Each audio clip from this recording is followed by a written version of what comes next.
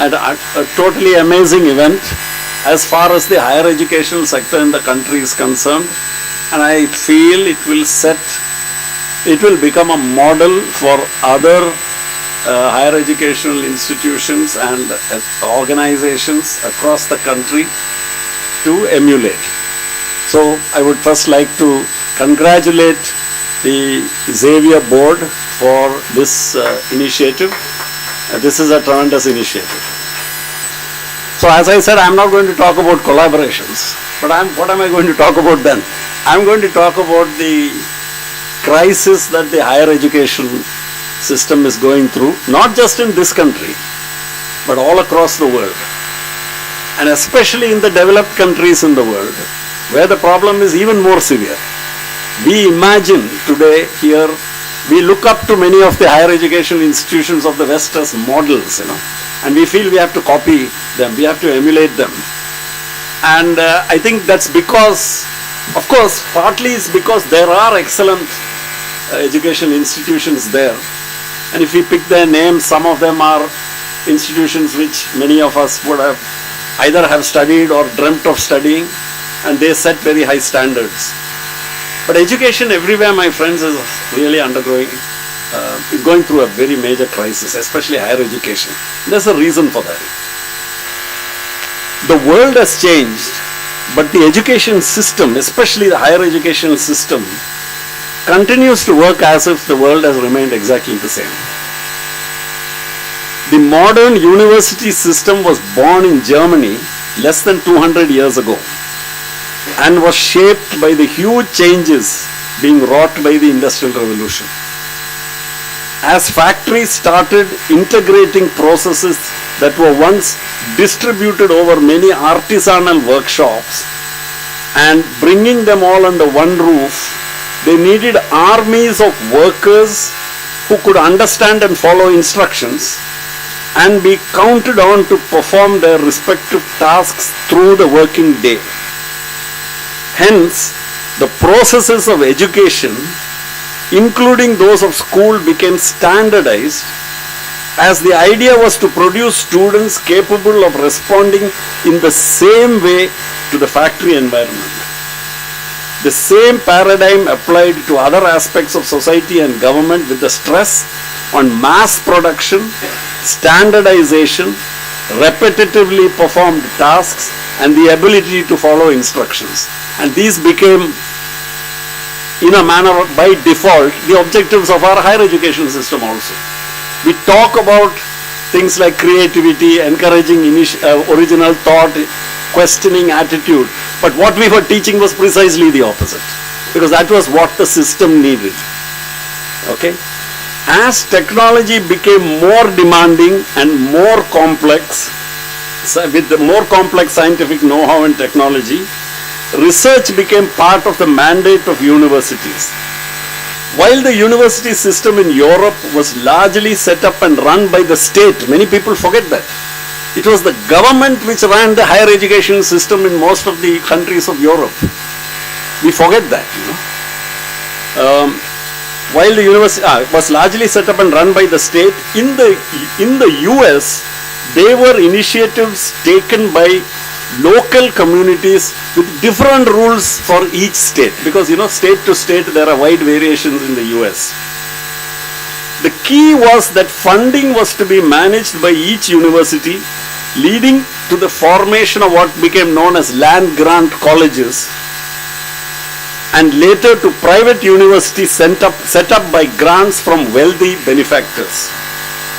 The cost of university education became and remains today one of the factors that determines access to higher education in the US and in many other countries. But it is quite different in Europe, where, as I said, much of the higher education system was provided by the state as a public good. It was publicly provided as a public good, Student loans in the US became a huge business for lenders, and today student debt in the United States has crossed $1 trillion. The US, by the way, you all probably know, is the most heavily indebted society in the world. the United States. We think of it as the richest country in the world. It is the most heavily indebted country in the world. Student loans have actually crossed $1 trillion about 6-8 years ago. Now it is about $1.5 trillion. And what is worrying about student debt, my friends, is 30% of the people who enter higher educational institutions in the United States do not complete their courses, which means 30% of those $1.5 trillion is going to be defaulted straight away. At the beginning itself, we know that it's not going to be repaid. In fact, one of the threats, I represent a bank, one of the threats to many private banks in the United States is non-repayment of student loans. Because now it is a huge amount on the balance sheet of many of the banks. And even in India today, unfortunately, because of default due to various reasons, many banks are shying away from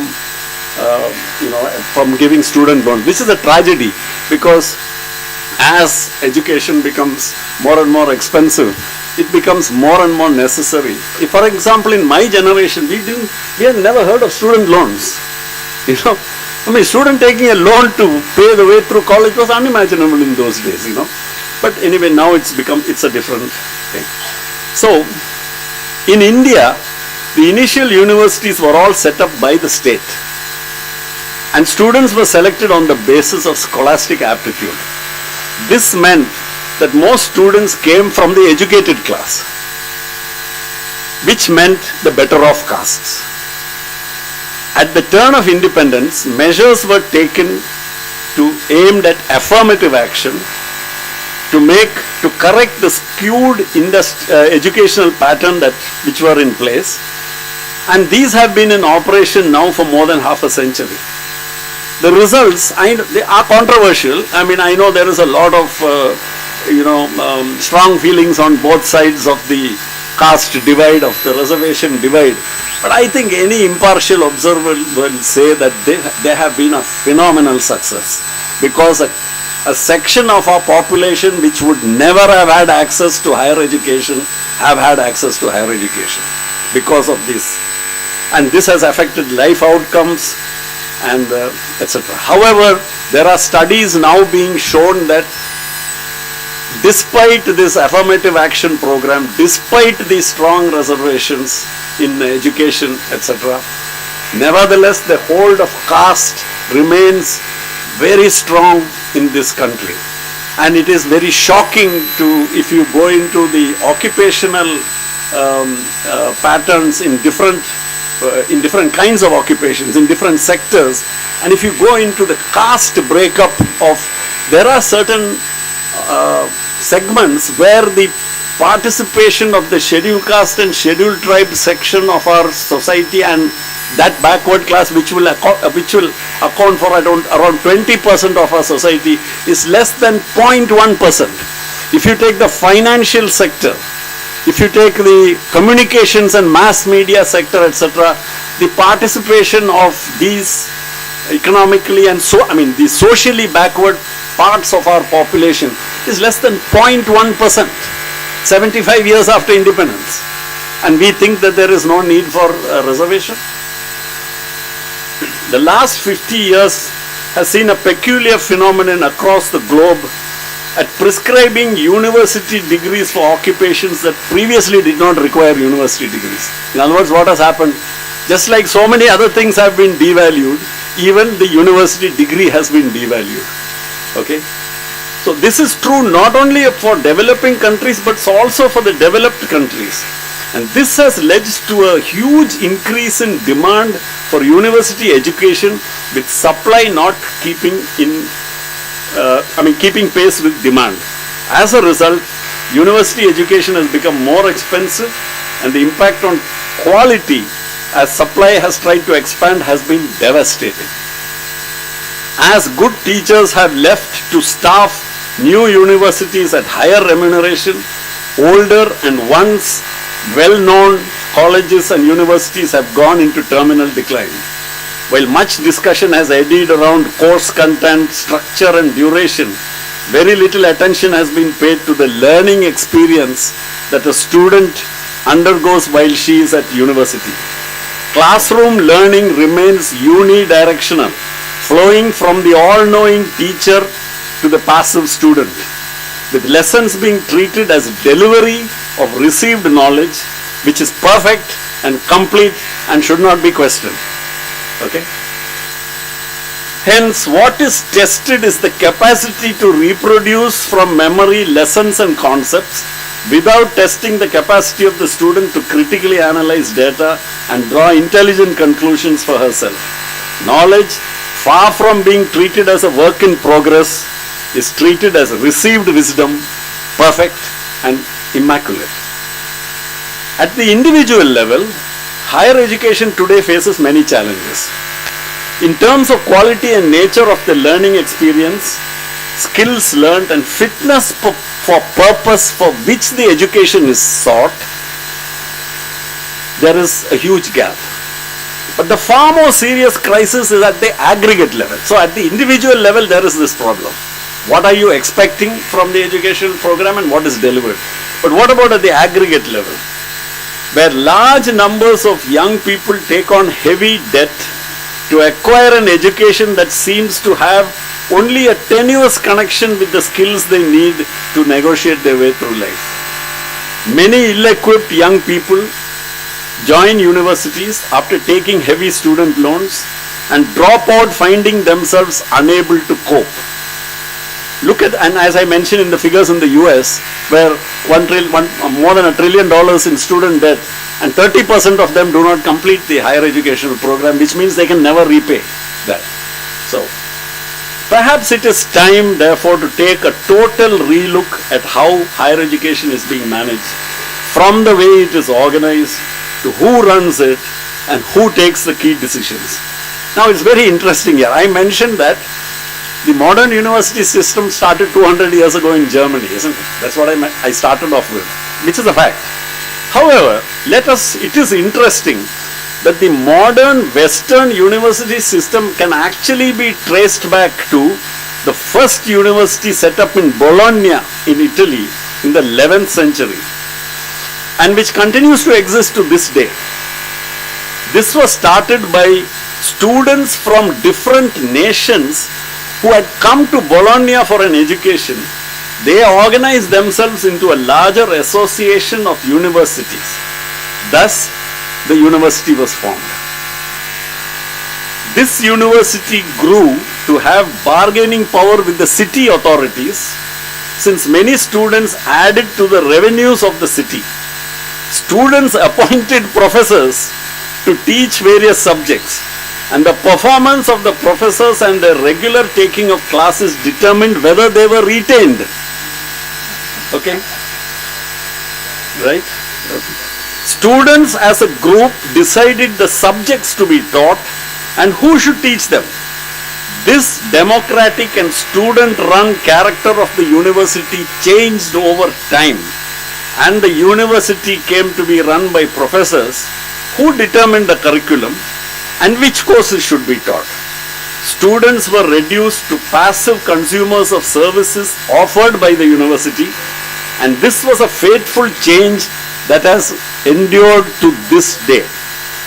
This decline in the status of students suffered further when the education system changed its focus from the cultivation of knowledge and its transmission to providing a stream of trained young people suitable for the emerging industrial juggernaut, which needed a huge supply of such well-trained people. Okay? Standardization of curriculum, of pedagogy, and hence of learning experiences further shrank the mental horizons of students, taking them further away from the creative young people they once were. As Ken Robinson and many others say, there is nothing wrong with the students till they come into the education system. So as Ken Robinson and others have pointed out, children start out with a natural curiosity and a thirst to learn. And this is progressively thwarted and discouraged through a variety of means, chief among them being standardization. The nail that sticks out is hammered down, as rebels among young people soon discover to their cost. every non-standard attribute is treated as a deviation, as something that should be corrected and never encouraged. Fortunately, correctives are on the way. But unfortunately, these are not being initiated from within the education system. Okay?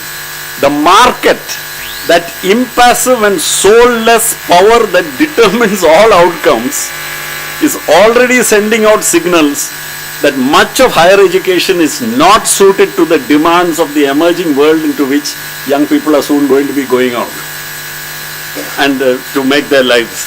Courses and programs that equip young people with these skills will find takers, and programs that encourage those with a creative attitude or research outlook will find that such people make a beeline for them.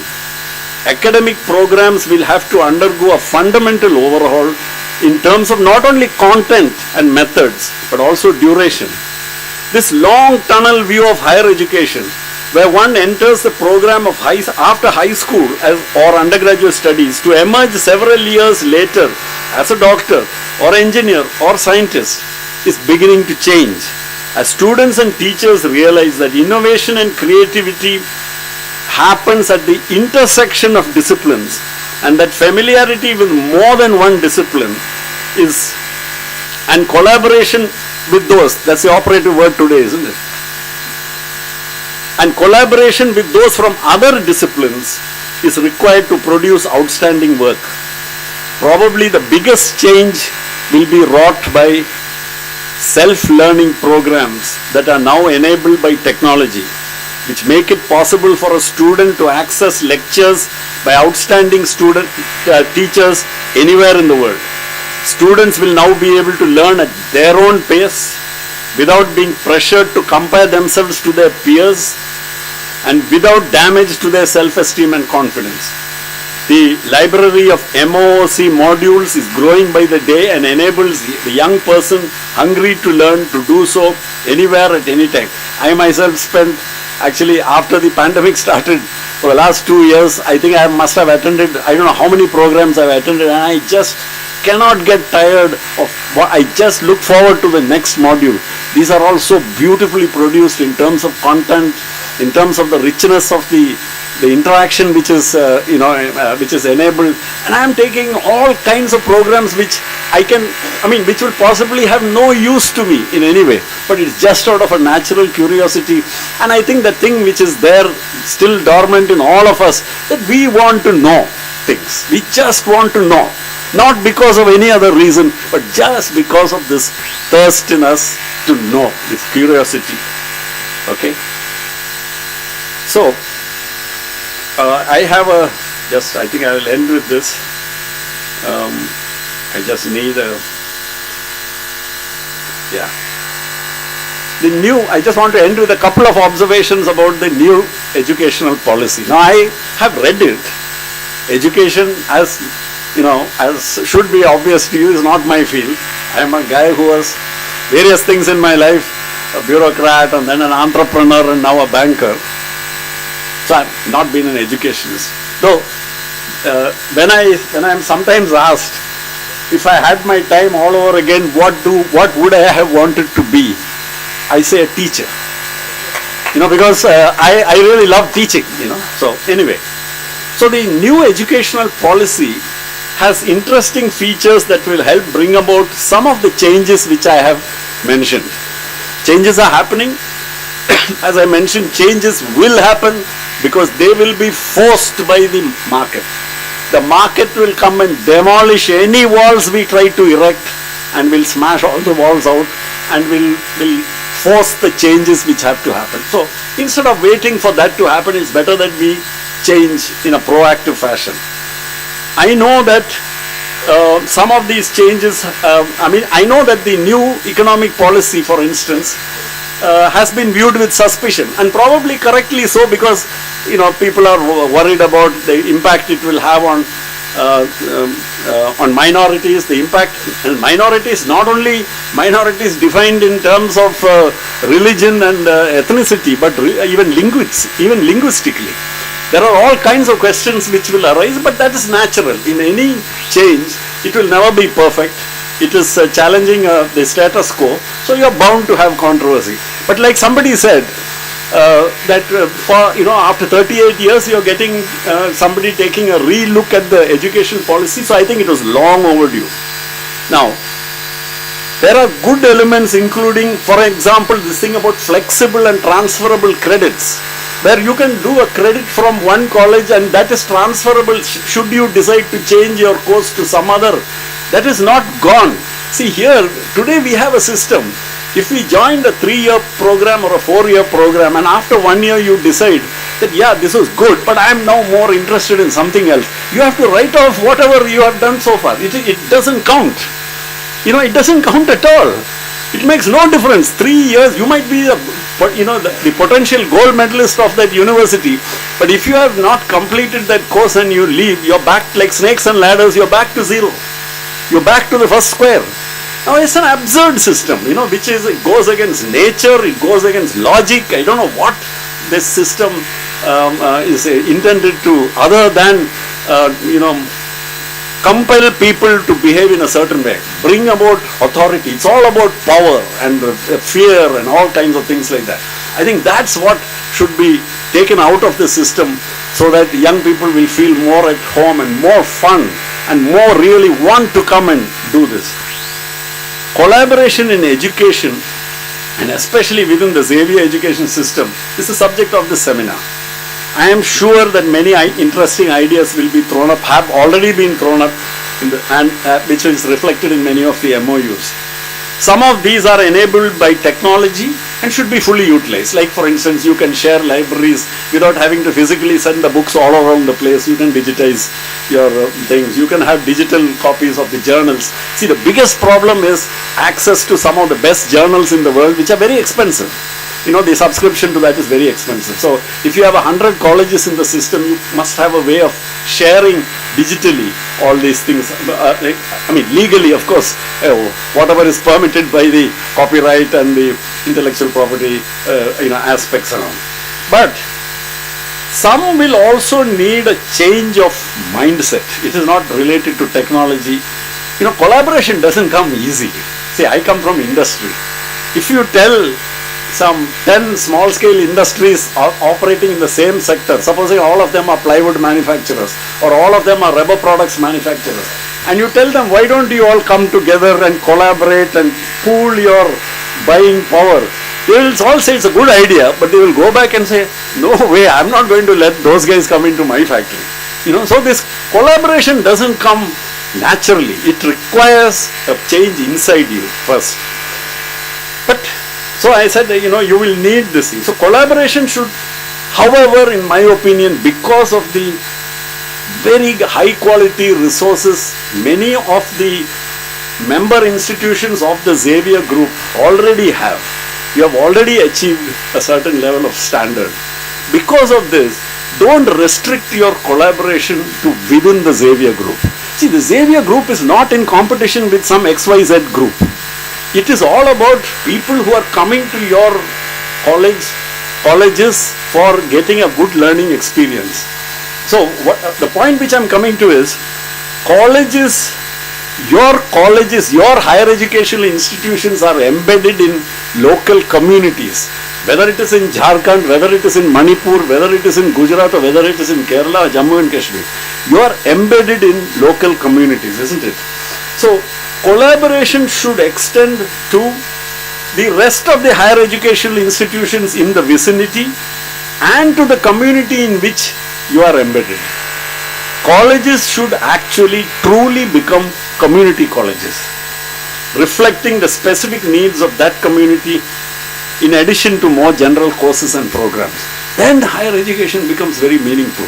See, historically there was a reason when you taught classical history, medieval history, you taught some general courses, because what did that train anybody to become a college lecturer? That's about it, what you can do with that. But society needs more than college lecturers, isn't it? You can't have a college system which produces only college teachers. You need a college system which produces socially useful people who are coming out there, who answer the needs of the community. You can do that only if you are really embedded in that community. And one of the things about I know many of the member institutions, I studied in one of them. I'm an alumnus of Loyola College Madras, and I know it's a relationship with the local community in which it is embedded. So in my opinion, the most important change which is required, and in this collaboration, please try not to lose sight of it. It is not all about delivery. You are not an industrial establishment. You are not a commercial establishment which has a product which has to be standardized and delivered at a very efficient cost. That's not the role of the HEIs. If anybody has been telling you, and if you have all those metrics, please remove all those metrics and change all those metrics. Please introduce different metrics aimed at what is the center of all this? It's the student. And in Bologna, they wanted to make, what was their idea? They wanted to make an educational institution where the student is at the center. Please put the student back at the focus should return to the student and the community in which she has to live in and work in. Much in the education system needs to change. The place to start is to change the vulnerability of the student, because the student is actually almost powerless when he or she comes into an educational institution. What powers? What rights do students have? So this powerlessness is not a good thing. And emphasizing it and strengthening that powerlessness, you're not doing a good thing. Not that you are doing it. I'm saying any higher education institution should work against dismantling or that whatever structure is there which creates that sense of powerlessness. So you must empower students. And this is what the first ancient university in Europe, which was Bologna, what they tried to do. So, we may think it was funny that the students appointed the lecturers and students decided whether a professor will continue after his contract term was over. But that is happening now across the world in many educational institutions, where the 360-degree evaluation of faculty is now becoming, and such organizations find that the results are only good. Because who are the people who don't like such who are the people who cannot thrive under such scrutiny?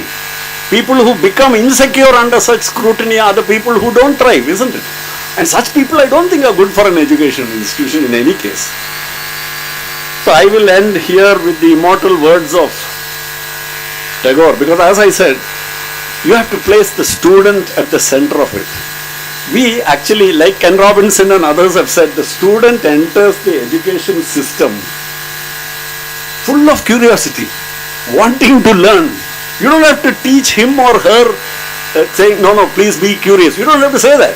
That student comes in with that. So how do we stop ourselves from damaging that first? And how do we ensure that? So the first thing is, I think, to create an atmosphere of free from fear in that system. The student, as I said, is an individual coming there to that. And there is an asymmetry in the relationship between the student, not only in the schools, but it is much more so in the higher education institution. So I will end with the poem 35 in Gitanjali, which you all know, but I like to hear it. So if you will pardon me, it is just 2 stanzas. Where the mind is without fear and the head is held high, where knowledge is free, where the world has not been broken up into fragments by narrow domestic walls, where words come out from the depth of truth, where tireless striving stretches its arms towards perfection, where the clear stream of reason has not lost its way into the dreary desert sand of dead habit, where the mind is led forward by thee into ever-widening thought and action, into that heaven of freedom, my Father, let my country awake. Thank you.